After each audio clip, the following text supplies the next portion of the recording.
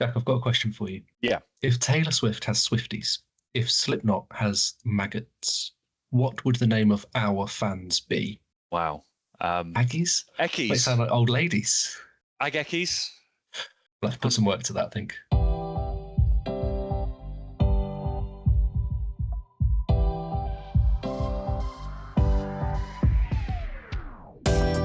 Hello and welcome to Agonomics with me, David Udall. And me, Jack Watts.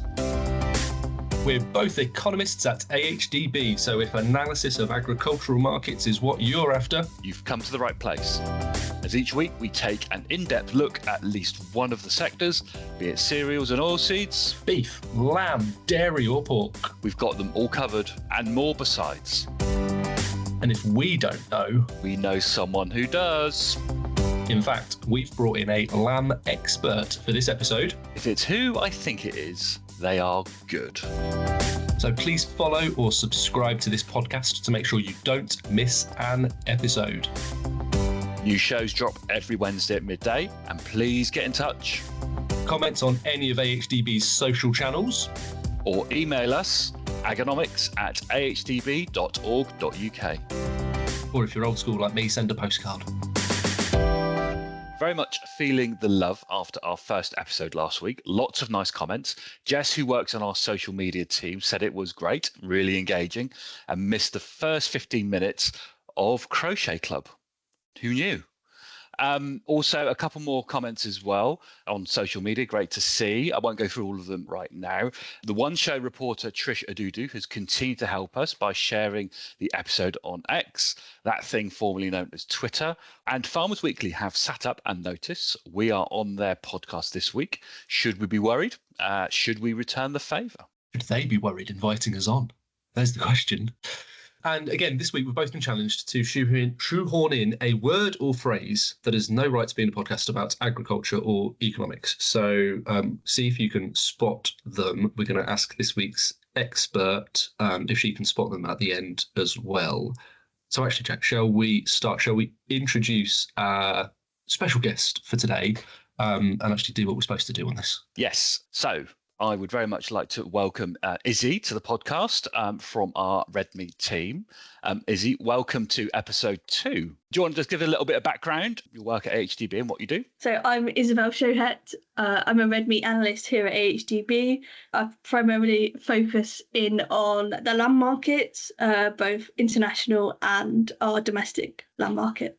And that is going to be the focus of our podcast this week, that we're going to be looking at the lamb market. We've seen a period of pretty volatile markets. Last week, we were talking about the pork market, and a market that had been very, very stable for 6 months. And the lamb market is the complete opposite end of that spectrum. We've had, I suppose, a real different period in terms of the actual physical structure of the market over the last 6-8 months that's led through a really interesting period of price movements. Izzy, you released last week our latest outlook. So do you want to, I suppose, give some headlines in terms of what was in that of, where things are at the moment from a sheep and lamb meat perspective? As you said, we released our outlook last week, so that looks into the remainder of 2024 and what we think will happen in the domestic lamb market. So as you said, we've seen some real big changes in prices over the last 6 months. So that primarily has come from both a demand side and a supply side. So looking into the supply side, for the rest of 2024, we've seen quite a big drop in the size of the lamb crop, so the number of lambs that have been born in the 23-24 season. So that's fallen by about 1.2% from what we saw last year. So that's really had an impact on the number of lambs that have come forward in the first 6 months and what will happen for the rest of the year.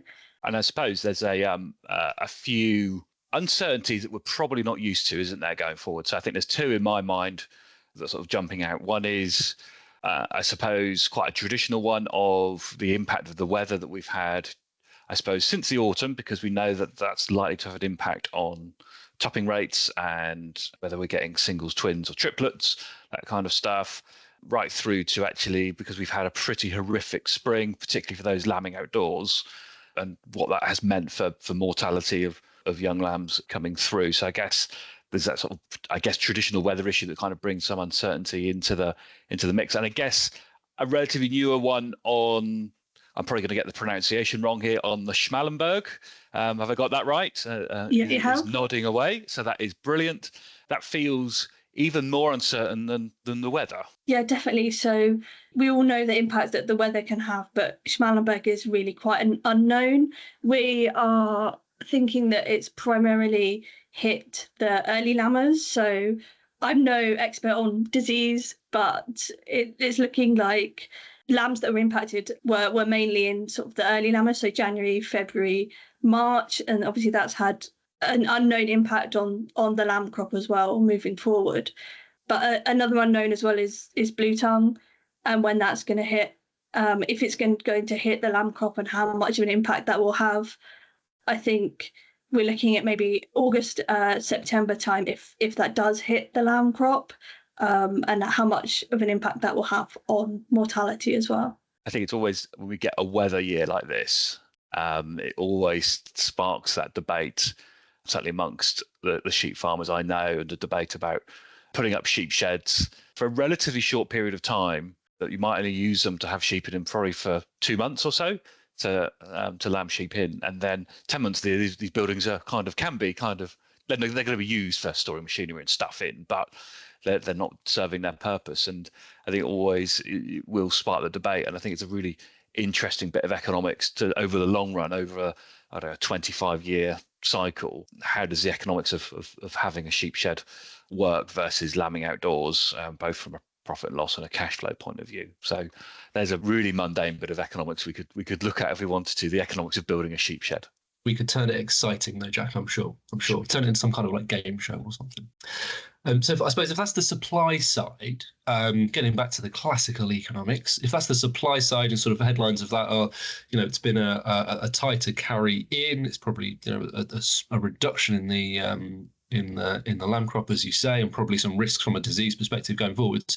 On the demand side, we've seen an equally interesting period, because over Easter, sort of in the lead up to Easter, and then obviously lead up to Eid, Kobani as well, we saw some pretty strong retailer promotions in terms of price. I think it was it down to £6.50 per kilo. It was a significantly aggressive period, and that kind of even lasted probably pre-Christmas, carrying on. So I guess, Izzy, what sort of impact do you think that has had and flown through into the overall market? Have we seen an impact from that period? Yeah, like you said, demand from a retail side of things has been, I think, quite a bit stronger than my colleagues in the retail and consumer insight team were thinking. Christmas also saw a strong Valentine's Day, which was quite unexpected. You'd think beef, you'd associate steak with Valentine's Day. And then again, a strong Easter as well, that was sort of compounded by Eid being around the same time. So 2 really strong periods of demand there. And I think that's just tightened up supplies maybe from a domestic side anyway. So we've seen fewer old season lambs in the first 6 months. So supplies have been tight there. We've seen these high prices from that, which I think has been helped by this really strong demand. Moving forward, I don't know how much of that demand will be sustained. We've sort of hit those real peaks of demand for lamb. Maybe you could argue barbecue season also might help there, but as we said, with the wet weather, who knows really? How many times can we play the barbecue season is going to save sector X, Y, or Z? Because we pinned all our hopes on barbecue season last week to help bring in some pork demand. Well, we'll have to wait and see, but I can see us playing this card a number of times. We're recording just after England's not so convincing win, their first match in the Euros, but it's a win nonetheless, and very unusual for England to win their opening match of an international tournament. Yes. So let's hope that carries on and the weather gets better. Hopefully things look better next week, and that infamous barbecue demand can come storming through from the midfield. So next up, we're going to be talking about global factors, and I suppose what all of this means in terms of supply and demand on the domestic price, because that has been volatile. But first, we've got some more up-to-date news from the markets. Hi, I'm Olivia Bonser, Senior Analyst at AHDB, with a look at grain and oilseed markets for the week commencing the 6th of January. Despite some support in wheat markets over the Christmas period, prices have been under pressure in the new year from a strengthening US dollar, technical selling and sluggish global demand. However, Russian wheat crop conditions remain in focus, with warmer than usual temperatures and excess moisture in key growing regions. Persistent hot and dry weather in Argentina is also raising concern over the country's maize crop, which is now in its critical development stage. For rapeseed, new crop prices are supported, with doubts over prospects for global rapeseed production in 2025, though forecasts of heavy soybean supplies from South America limit any major price increases. Over the next few weeks, weather in major exporting countries such as South America and Russia will be key in driving prices. The USDA will also release updated global supply and demand estimates at the end of this week. To stay up to date with the latest data and analysis across arable, red meat and dairy markets, head to hdb.org.uk and click on Markets and Prices.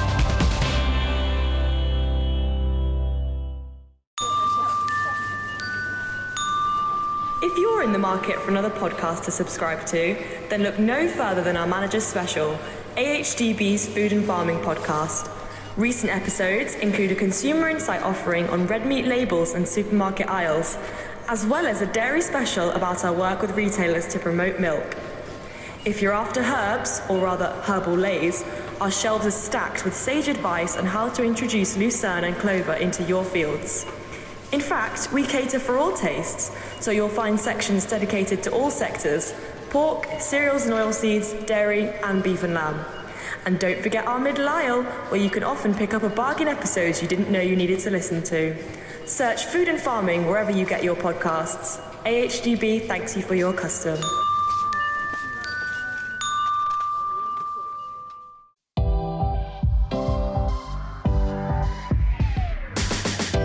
You're listening to Agonomics with David and Jack. I'm David Udall.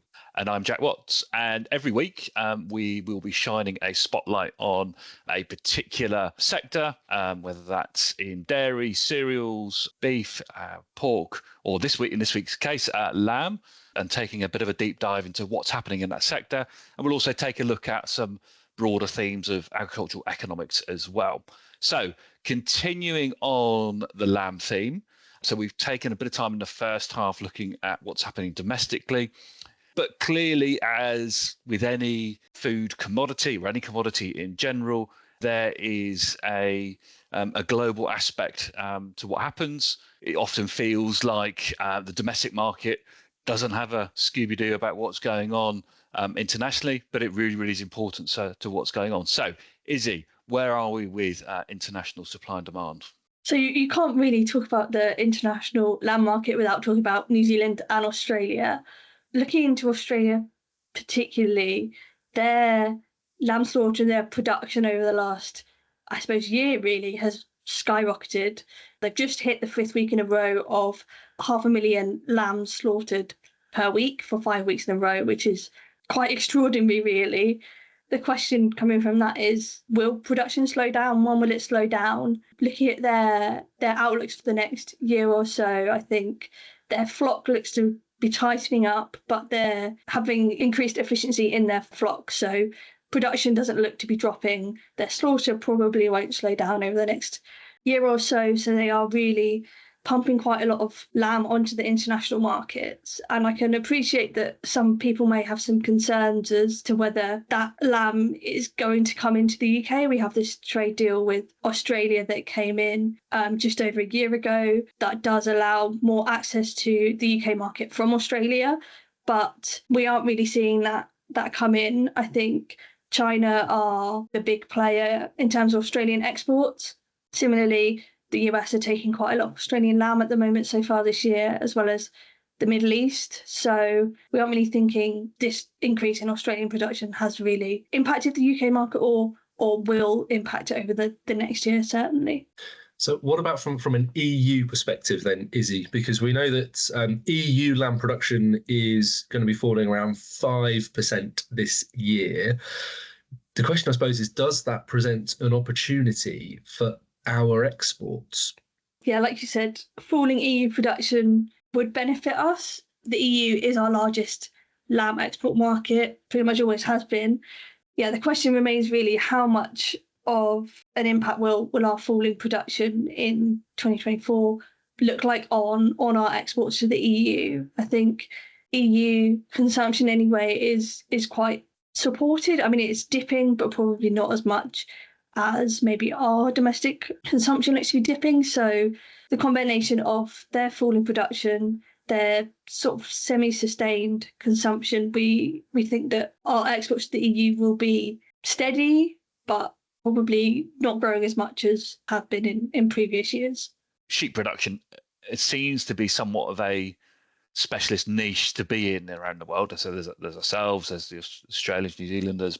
It's not like, I don't know, wheat or dairy, where loads of countries around the world seem to be having a go at it, and that's sort of the market dynamic. And I feel that's an interesting one that we're going to watch. And I think structurally, from a UK point of view, if we analyse what's happening with the arrival of SFI, that essentially is encouraging more mixed farming practices. So we're seeing herbal lays, for instance, coming in, and I wonder what that means for production going forward. It's just it's a watch point.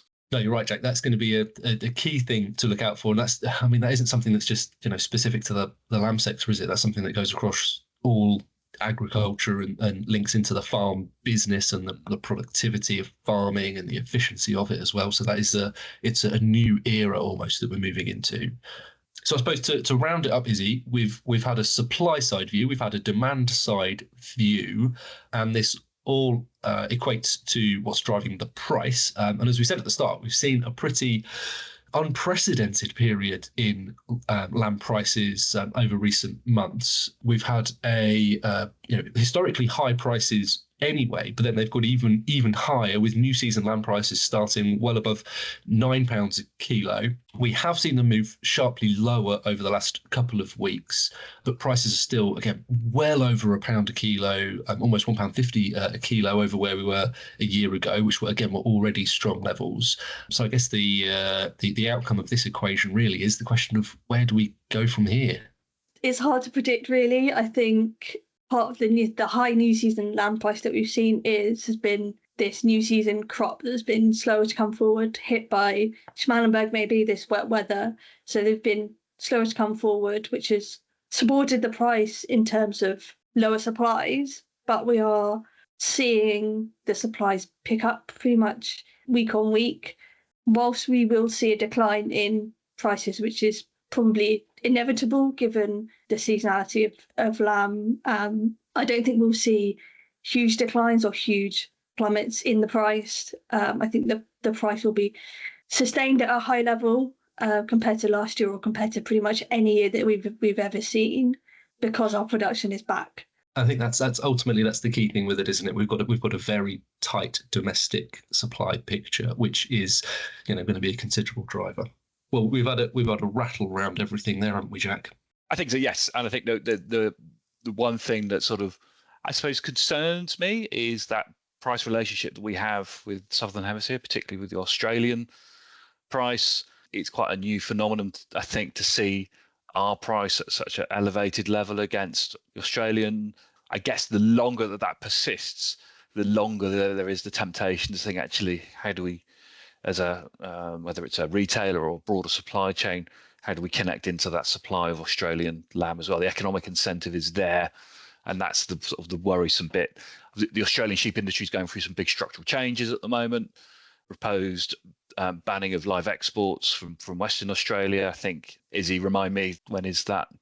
So it's due to come in 2028. So we've still got 4 years or so to go. I think there is a lot of concerns from Western Australian producers as to what that's going to mean for the industry.